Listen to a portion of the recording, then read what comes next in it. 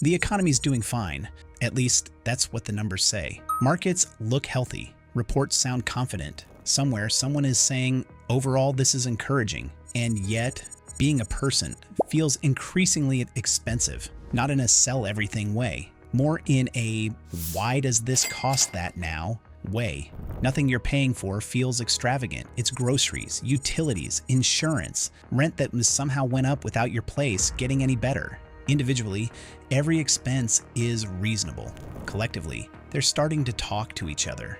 You're not overspending. You're not living large. You're running the same life on a newer pricing model. Same routines, same expectations, just a slightly more premium existence you don't remember upgrading to. Here's the strange part. The problem isn't that things cost more. Things have always cost more eventually. The problem is that nothing feels worth it enough to explain why. You pay. You move on. You adjust. Like adults who don't want to ask too many follow-up questions. Nobody panicked.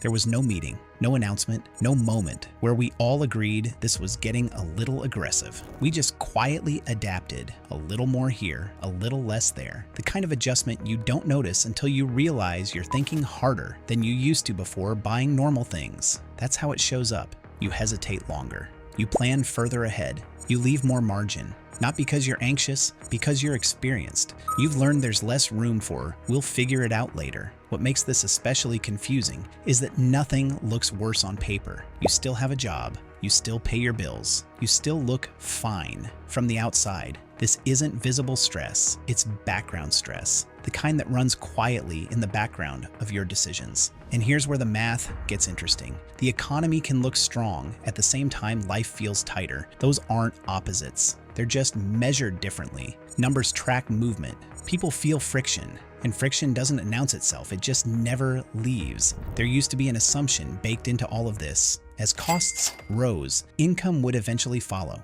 Not immediately, not generously, but politely. Prices moved up, pay lagged behind. Then, eventually, it caught up. That rhythm felt normal, reassuring even. Here's what changed. Prices update automatically. Pay waits for permission. Costs adjust fast, sometimes invisibly.